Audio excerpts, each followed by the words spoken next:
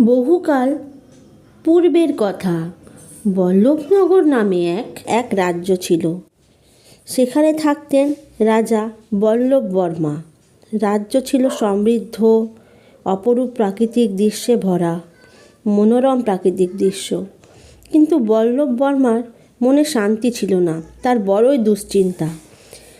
কারণ রাজার বয়স হয়েছে, রাজার মৃত্যুর পর কে রাজ্য সামলাবে? রাজার রয়েছে 3 মেয়ে, মণিমালা, মুক্তমালা ও রূপমালা। তারাও অপূর্ব সুন্দরী, কিন্তু কার হাতে রাজ্যভার রাজা সমর্পণ করবেন সেটাই রাজা বুঝতে পারতেন না। বড় মেয়ে মণিমালা, মেজ মেয়ে হলেন মুক্তমালা, আর সর্বাপেক্ষা কনিষ্ঠ কন্যা সুন্দরী রূপমালা। রূপমালাই হচ্ছে রাজার সবচেয়ে প্রিয় কন্যা, কারণ রাজা 3 কন্যাকেই অত্যন্ত যত্নে পালন করেছেন। তাদের মায়ের মৃত্যুর পর তিনিই তাদের বাবা মা দুজনের দায়িত্ব পালন করেছেন। কিন্তু সবথেকে তিনি বেশি ভালোবাসতেন তার কনিষ্ঠ কন্যা রূপমালাকে।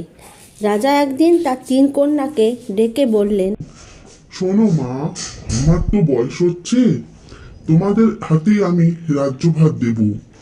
সেজন্য আমি একটা পরীক্ষা নেব, কার হাতে রাজ্যভার সমর্পণ করব।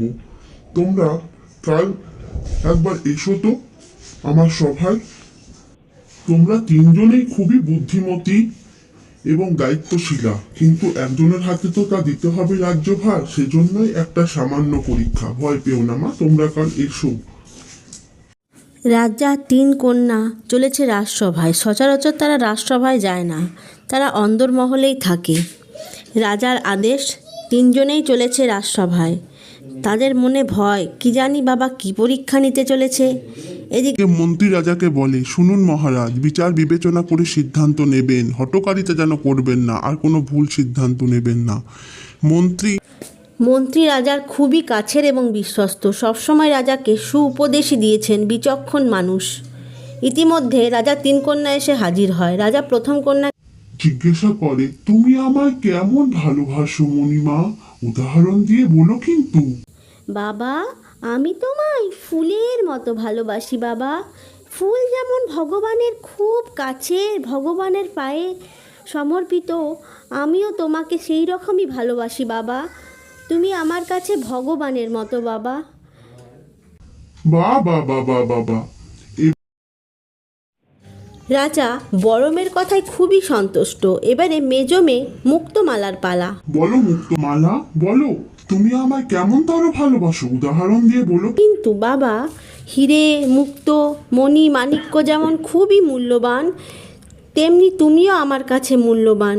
আমি তোমাকে মণি মাণিক্য হীরের মতো ভালোবাসি বাবা, তাদের মতো তুমিও আমার কাছে মূল্যবান। রাজা মেজমের কথাতেও খুব সন্তুষ্ট হন। এবারে রাজার কনিষ্ঠ কন্যা, রাজার প্রাণের প্রিয় রূপমালার পালা।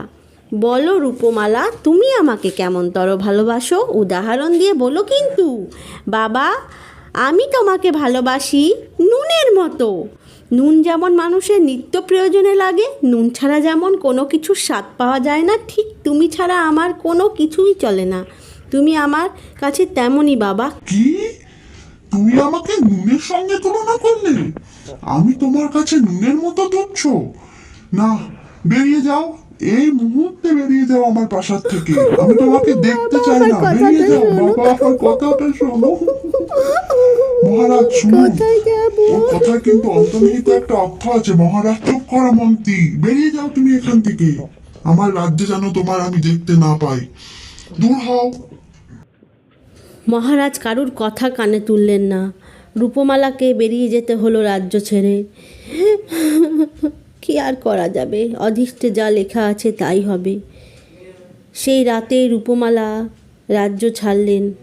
একাকিনী রূপমালা চলেছে। এর আগে কোনোদিনও রাজ্যের বাইরে সে যায়নি, রাজ্যের মধ্যেই থেকেছে। কত জঙ্গল, নদী, পাহাড়, পর্বত পেরিয়ে রূপমালা চলেছে। একাকিনী রূপমালা, কোমল পা, এত হাঁটার অভ্যেস নেই তার। হাঁটতে হাঁটতে হঠাৎ পাথরে আঘাত লেগে পড়ে যায় সে। কি জোরে লাগলো! না না, আমাকে আজ রাতেই মধ্যে রাজ্য ছাড়তে হবে। সকাল হয়ে যায়, রাজ্যের শেষ সীমানা, দিগন্ত প্রসারিত সাগর। এইবার কোথায় যাব আমি? সাগর পেরোবো কি করে? তবে কি এই জলেই নিজেকে সমর্পণ করব? আমার তো আর কেউ নেই, কি আর করব? দাঁড়াও দাঁড়াও রূপমালা, দাঁড়াও মা, দাঁড়াও।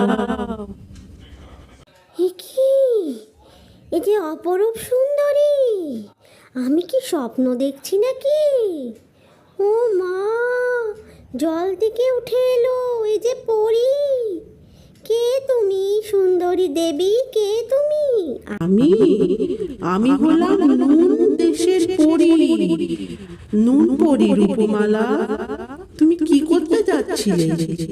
ওরকম করো না রূপমালা, তুমি আমার সঙ্গে চলো আমাদের দেশে, চলো আমি তোমায় নিয়ে যাই আমাদের নুনের দেশে। আমার তো আর কেউ নেই। না রূপমালা, মন খারাপ করে না। তোমার বাবা নিশ্চয়ই একদিন নিজের ভুল বুঝতে পারবে, আমি সবই জানি। চলো তুমি আমার সঙ্গে আমাদের দেশে, ঠিক সময় তুমি তোমার বাবার কাছে ফিরে আসবে, তুমি তোমার মূল্য ঠিক বুঝবে। চলো তুমি নুনের দেশে চলো, নুন পরীর সাথে। রূপমালা চলেছে নুন পরীর সঙ্গে নুনের দেশে। সে এক অপূর্ব দেশ,